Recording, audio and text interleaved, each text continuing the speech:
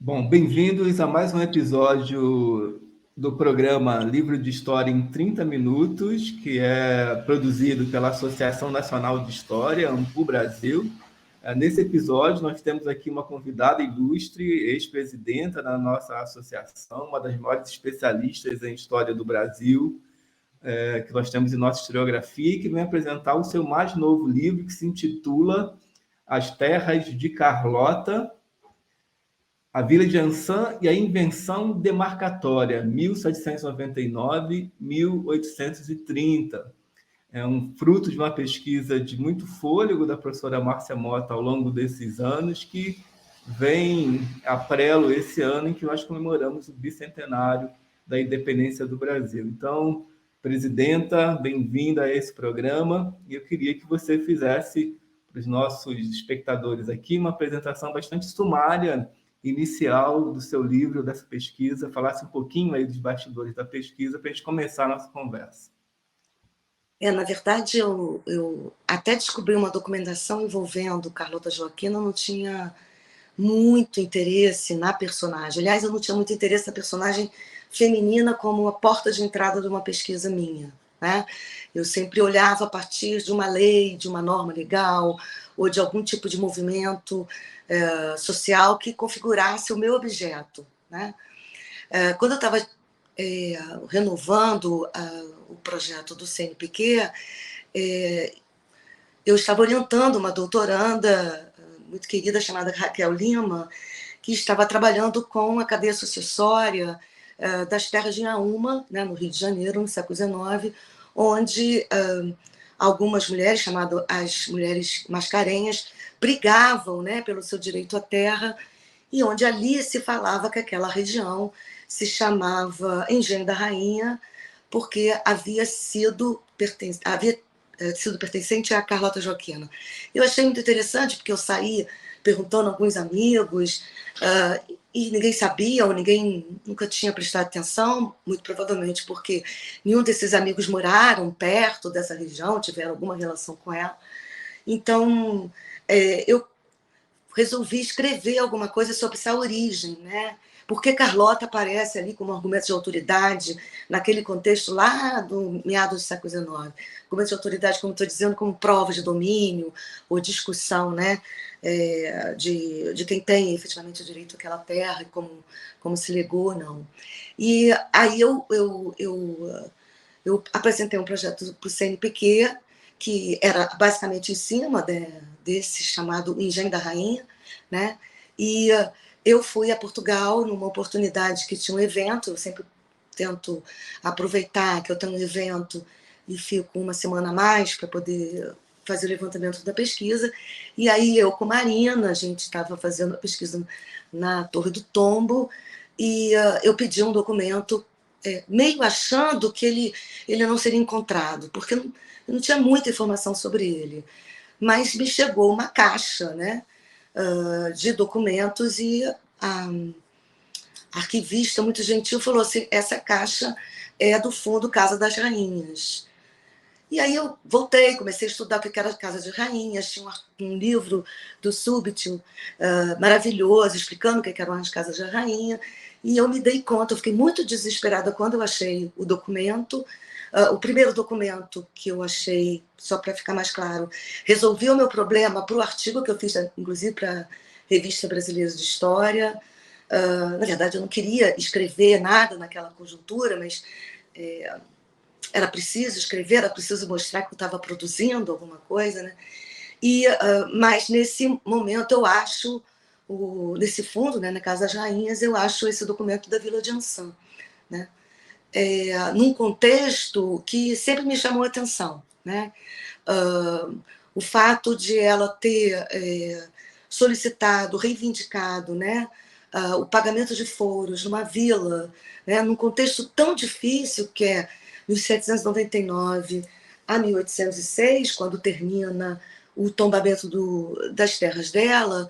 E a minha pergunta primeira era: por que essa mulher tão rica está enchendo a paciência dessa comunidade, né, para pedir foro, quando, em tese, nós já estamos no início do século XIX, o processo, né, há uma discussão sobre o processo de medição, e eu achava aquilo estranho, até um pouco exagerado na minha cabeça. Eu falei, alguém inventou isso, muito bem inventado, né? Mas não era ainda uma discussão da invenção demarcatória, que foi se tornando mais tarde. O que me surpreendia era porque que a Carlota Joaquina estava enchendo a paciência de uma comunidade. Aí eu comecei a estudar a Vila de Ançã, fui ver que era uma vila que o Espanha já tinha feito referência, de que o Jaime Cortesão, um dos maiores historiadores, né, portugueses, tinha nascido lá. E aí eu falei, caramba, o Jaime Cortesão nasceu em Ançã. Aí fui a Ançã e tive muita sorte de encontrar uma pessoa que se tornou um grande colega, Roger Lee Jesus, que é um jovem doutor que gosta de contar a história da cidade, do povoado dele. E a partir daí eu fui tentando entender o que aquela documentação enorme, né, podia trazer como uma questão nova. Márcia, me permite só eu introduzir uma outra questão. Já no título do seu livro, você parece que está narrando duas histórias, né? Então, tem as terras de Carlota, e naturalmente a Carlota Joaquina tem uma centralidade no seu livro, e tem a Vila de Ançã, né? Que naturalmente está ligada a Carlota, porque ela está reivindicando, mas você também gasta um tempo grande da sua pesquisa um pouco recuperando a história dessas pessoas, do que se produzia na vila, da história da vila, da sua trajetória. Então, como é que é cruzar essas duas histórias? Você também é uma historiadora da terra, da propriedade, do mundo rural, né? Como é essa decisão de equilibrar duas histórias tão pesadas, né? Tão complexas, né? Como de um personagem real, uma rainha, e uma vila, né? Que tem uma história longa também, mas que naturalmente está em outra posição. Em primeiro lugar, assim, quando eu achei esse documento, né, que eu editei, são 2.600 páginas, né, que vão estar disponíveis gratuitamente para os pesquisadores, assim que eu lançar o livro. A minha percepção era que aquilo ali era um laboratório, um objeto muito rico para ser estudado apenas por um historiador. Né? Se atravessavam, é uma oportunidade, até porque livro de tombo, quase todos os historiadores pouco afeitos à questão da propriedade sempre pensam o livro de tombo como uma coisa chatérrima, vai para lá, chega para lá, mede aqui, mede para lá. Na verdade, é muito chato mesmo, mas por trás desse processo de medição, né, que é o que dá origem à discussão, porque, afinal de contas, Carlota quer receber foro, né, em alimentos, como está regido no foral da vila, que é um foral tão antigo, que ela aciona, né, para reivindicar esses alimentos.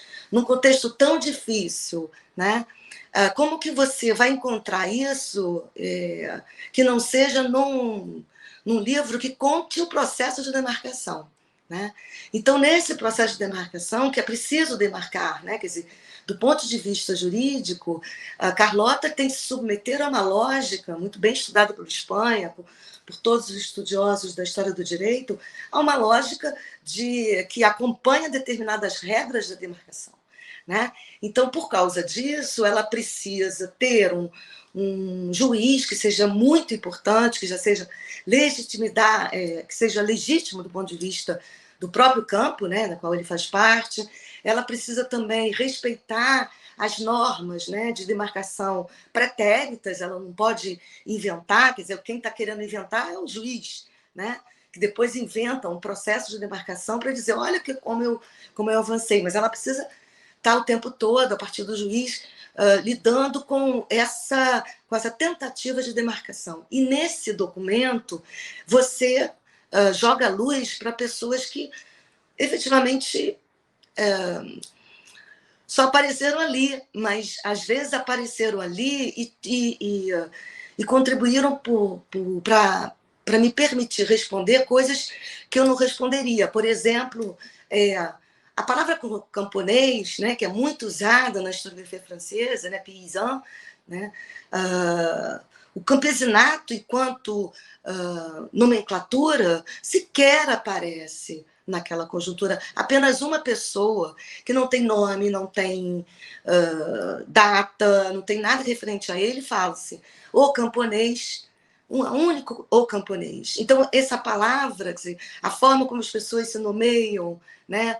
Não como floreiro, como as pessoas sempre afirmam, assim como inquilinos, o que significa se colocar como inquilino dentro das normas, né? Daquele direito de ocupação, o que isso implicava também quando, como você precisa fazer em asta pública o chamamento para demarcação, não é possível demarcar sem que isso seja testemunhado, né? Que é uma época que você não tem uma chancela do Estado que te garanta que aquilo vai ser discutido. A invenção demarcatória está se construindo também. Então, você precisa provar isso, e vem desde o Império Romano, né? Para demarcar, você tem que soltar sementes para o ar, se você não tiver documentos, você tem que fazer uma série de ações, essas ações devem ser feitas em determinado período, com a presença da comunidade, para que se a comunidade vai aceitar ou não. Então, nesse processo demarcatório, você começa a ver algumas brechas, né? Por exemplo, quando o juiz reclama, as pessoas simplesmente não vêm demarcar, elas não aceitam, né? Então, ele está diante de um processo demarcatório, dentro dessa noção do racionalismo moderno, que vai ser tudo fácil, e se depara com uma vila em que muita gente não atendeu o chamado, né? Ou outras pessoas reivindicaram, ou a maior parte delas parece ter fingido que aquilo era importante ou não. Quer dizer, a documentação parece nos levar a crer que eram várias interpretações conflitantes sobre aquele processo. Não havia...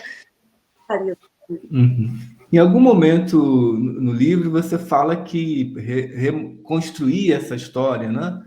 Que é, na verdade, da construção dessas práticas modernas de demarcação, da invenção das formas de produzir propriedade, né? É algo que sempre te mobilizou muito nas suas pesquisas. Você acabou resgatando, de algum modo, ou esbarrando na vida de milhares de pessoas, né? Então, uma parte do livro é um pouco quase que a listagem nominal dessas pessoas que estão envolvidas aí nesse processo tão longo que é o tombamento das terras da Carlota na vila de Ansan.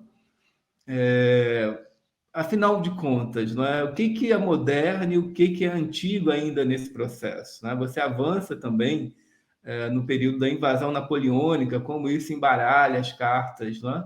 Nesse jogo que já era tão complexo. O que você, enfim, acaba encaminhando no livro nessa tensão entre novas práticas e práticas tradicionais, ou de antigo regime? Eu tenho... Eu naturalmente, assim, enquanto formação, eu me formei como uma historiadora lidando com o final do 18 e início do 19. É lógico que a minha tese de doutorado é sobre o século XIX, né? 1850, a discussão da lei. Mas eu só consegui avançar nessa discussão quando eu recuei, né? Quando eu saí dessa noção liberal da propriedade que contamina os historiadores, a boa parte deles até hoje, né? Então, eu comecei a reler a história moderna, e aí, é claro, né? Isso tem a ver com a minha formação dentro da UF, onde, numa época em que a história moderna era muito valorizada no sentido da possibilidade, da erudição que ela trazia. Né? Quer dizer, a possibilidade de você olhar o processo de desenvolvimento ou de inovação, não sei se eu não gosto dessa palavra, ou de progresso, ou da invenção desse progresso, enquanto um fato, enquanto uma criação, você via essa discussão já muito assentada na historiografia francesa. Né? Então, para mim, que sou de uma geração onde os historiadores franceses, muito influenciada pela Ieda, né, pelo Chico Carlos, era muito importante primeiro conhecer o contexto e o lugar de onde qual lugar que você está falando, e você está falando sobre o quê, né? E mais, sobretudo, o que você quer responder. Qual é a sua pergunta, né? E eu não queria fazer isso, porque eu acho que uma das questões mais difíceis de serem solucionadas, a meu ver, para a historiografia hoje, mas eu estou sendo um pouco presunçosa, bom, não importa muito, é de que eu acho que a gente correu paralelo, né? A produção historiográfica brasileira, ela foi muito alimentada por uma discussão sobre a narrativa, sobre a importância da cultura, principalmente com Koselleck, a importância da produção do próprio conceito, da construção desse conceito, mas, ao mesmo tempo, ela sublimou o mercado.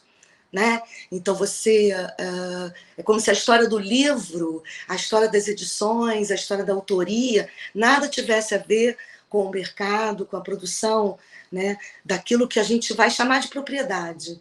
Então, para mim, o que está por trás de tudo é como é que a gente vai naturalizando a propriedade de tal forma que a gente consegue ter uma história da cultura que não fala de propriedade, entendeu? Ou você tem uma história, uma biografia que não fala qual é a percepção desse indivíduo em relação ao seu ato criativo, se ele vê isso como um ato coletivo, como um ato individual, quem vê a quem nomina, quem diz que eu sou autora, né, de um livro, por que eu me vejo autora desse livro?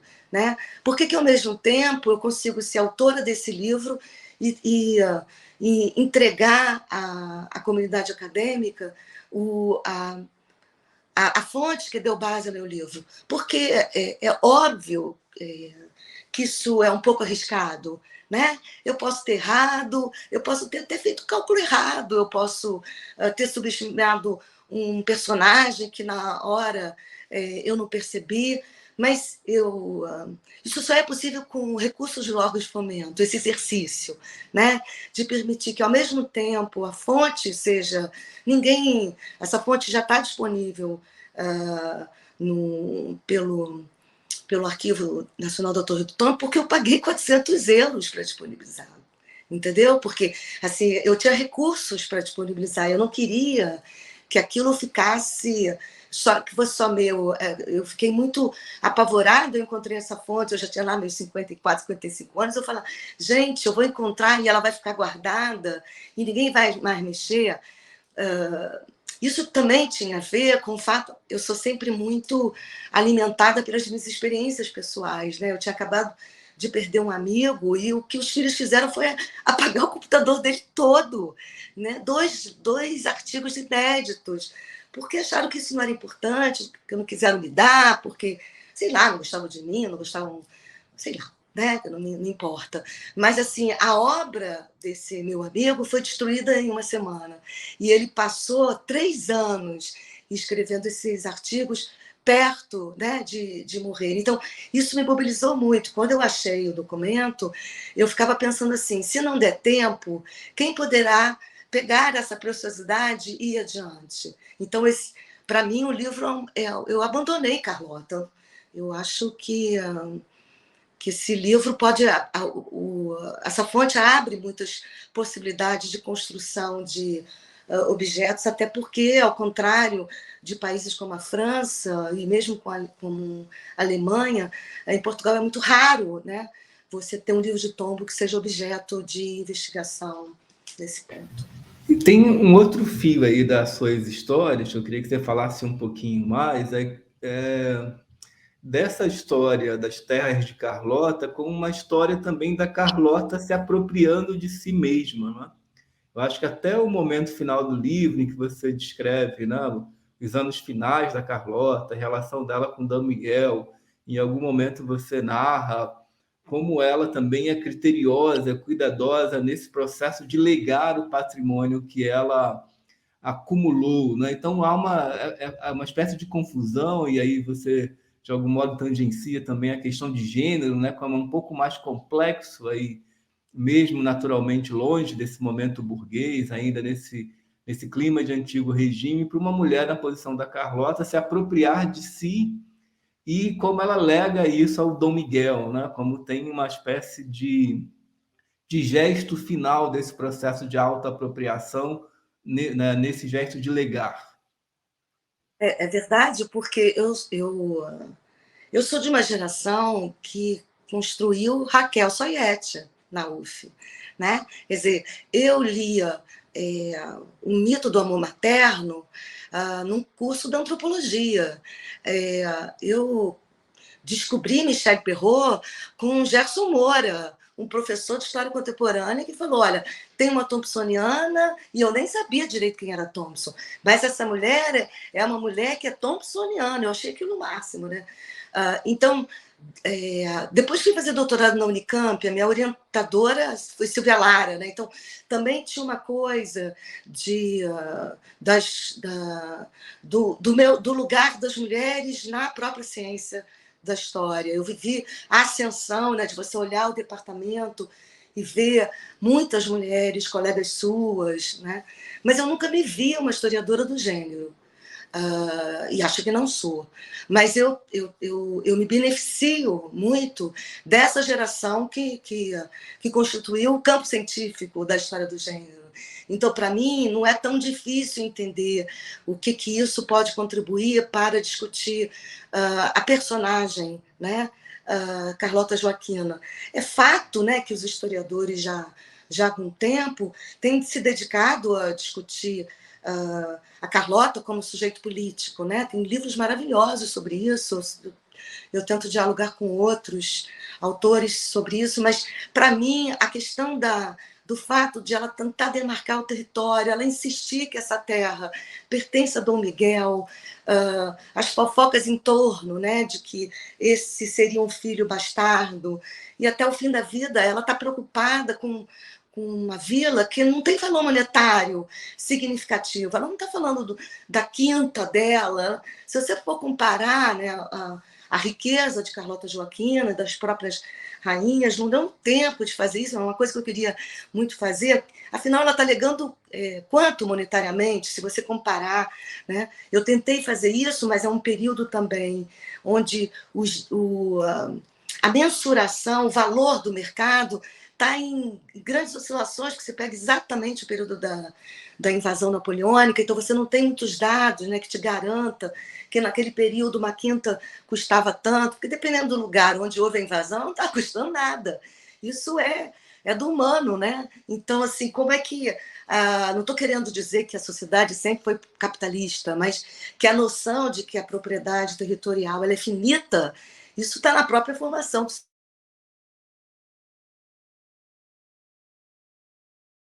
discutir, né? Quer dizer, se existe algo muito concreto na experiência humana, é que ela pode ocupar uma terra até em determinado período. É o outro que vai dizer que ela não pode, né?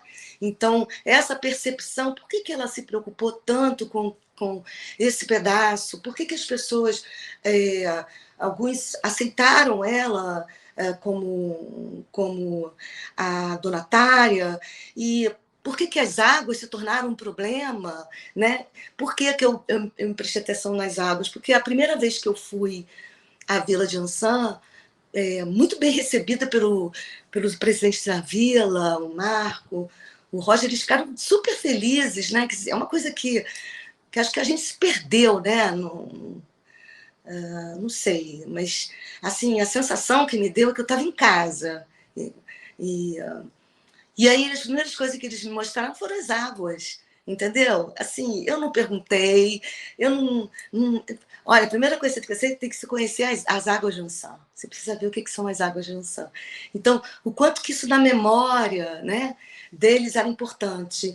E a segunda coisa que eles me mostraram foi o monumento do Foral, do Foral Manuelino, que criou a vila, né? Então, eu falei, entre o Foral e esses dois monumentos que aparecem numa visita de uma historiadora, né, pode ser muito interessante como chave, né? Márcia, É esse isso. programa é basicamente Mas também tem a ver com a visando pandemia, tem a ver com com tem a um ver momento com específico Brumadinho, também.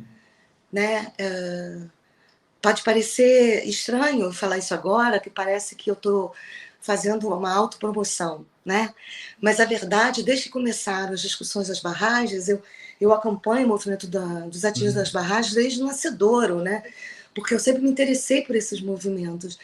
E a coisa de 8, 9 anos atrás, tinha saído uma reportagem, talvez não tanto, porque minha memória também me falha, de que a Vale tinha sido reconhecida no mundo como a pior empresa do mundo, né?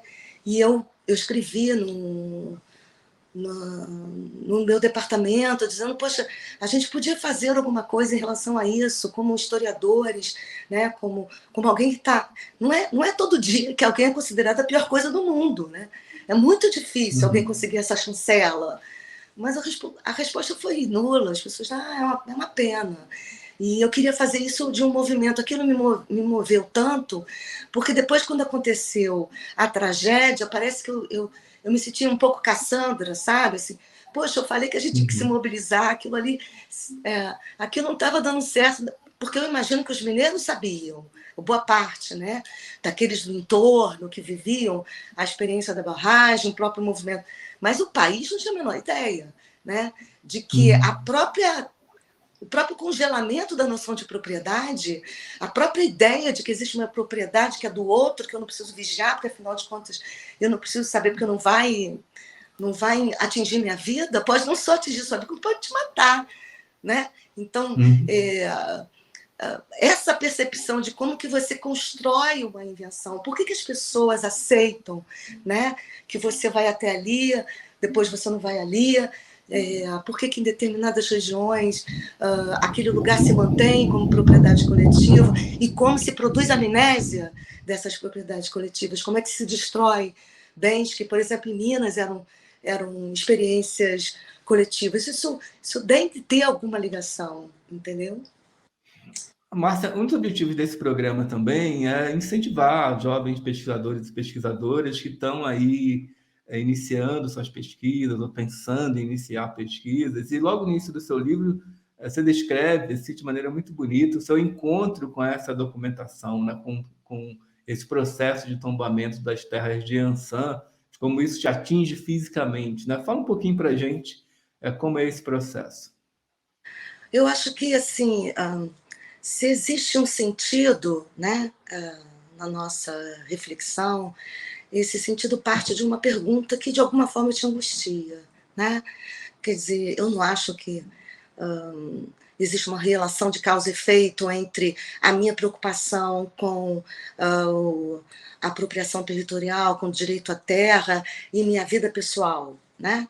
Mas eu acho que, em algum momento, eu vi nisso uma porta de entrada que desse sentido aos meus questionamentos, né? Quer dizer, o que eu vejo como algo que me incomoda. E, para mim, sempre me incomodou muito essa naturalização da propriedade que as pessoas têm, né? Assim, as pessoas acham absolutamente comum alguém ter 1% do território brasileiro, das pessoas estarem naquela praça de São Paulo, né? De acumularem tantos prédios, né? Assim, encontrar amigos que falam com muito orgulho, eu tenho 6 apartamentos. E, assim, isso sempre me incomodou, né? Assim, para mim nunca foi muito fácil aceitar que essa desigualdade. Eu não estou querendo dizer aqui que eu sou pobrezinha, que eu não tenho um apartamento, não estou dizendo isso. Eu estou dizendo que, e nem acho que os professores se devem se sentir culpados por isso, né? Mas acho que a culpa não é do professor, a culpa é coletiva, é a sociedade que nós criamos. Então, por conta disso, eu sempre achei que uma forma de responder essa pergunta era olhar as fontes, desnaturalizando a propriedade, pensando aquilo como se aquilo não fosse um fato, né? A propriedade não é um fato, né? A lei não está estabelecendo propriedade alguma, né?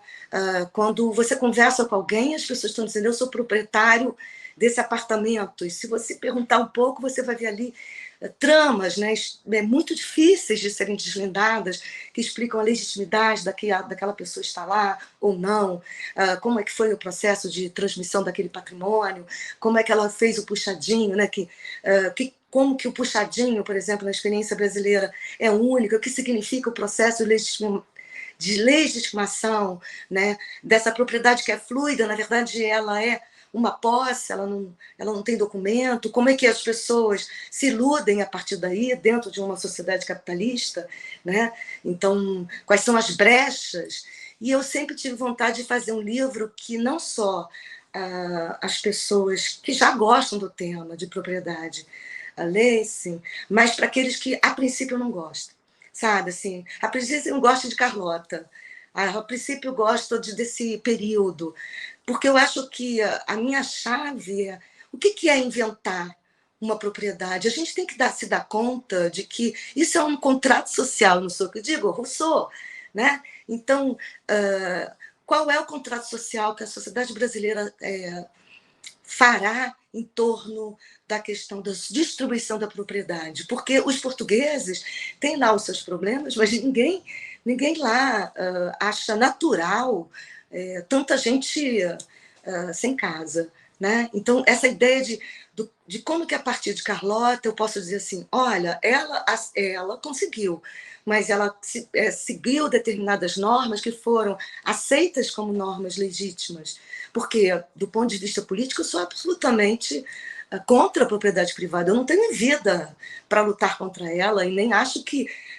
nós temos condições atuais de lutar contra o fim da propriedade privada, mas eu acho que o Bolsonaro deixou muito claro que não podemos mais continuar achando que o que está acontecendo em outros lugares não faz parte de um acordo enquanto sociedade, porque as grilagens só acontecem, e o caso brasileiro é o único país do mundo que essa palavra existe, ela só porque ninguém se importa que milhões de pessoas estão sem terra enquanto alguém detém um espaço tão grande. Então, essa conversa, que eu espero que seja frutífera, significa, de uma forma ou de outra, que alguém que for ler Carlota Joaquina já saiba de imediato.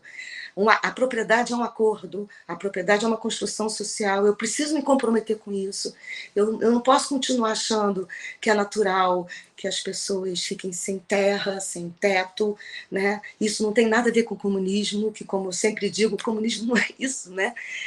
A gente ainda está na tentativa de construir uma sociedade minimamente liberal, minimamente justa, né? Em que as pessoas possam ter um pedacinho do seu terra. Então, a Carlota me ajuda a contar essa história. É isso. Márcia, agradecer muito sua presença hoje aqui. Eu acho que o programa tocou em tantos pontos importantes, significativos. Vou convidar quem está nos assistindo, né? A gente vai atingir aí milhares de pessoas, a curtir o vídeo, se inscrever no canal da Ampu e deixar perguntas aqui para a professora Márcia Mota. Eu tenho certeza que ela vai achar um tempinho para responder. Afinal de contas, é um livro que, infelizmente, continua tão atual, né? Um dos processos que a professora descreve no seu livro é justamente esse avanço sobre as propriedades coletivas. Então, diversos elementos que eram propriedades coletivas vão se tornando propriedade de alguém em especial a partir desses processos de invenção demarcatória que são cada vez mais agressivos na sociedade em que nós vivemos, né? Onde as pessoas estão gastar milhões e bilhões para exercer o direito de ter um pequeno pedaço de terra, para ter um teto em cima desse pedaço de terra. Então, fica a dica, o livro vai ser lançado agora em março e vai estar em breve disponível. A gente vai dar notícias aqui sobre onde vocês vão poder adquiri-los. Então, até o próximo programa. Beijos, beijos, beijos.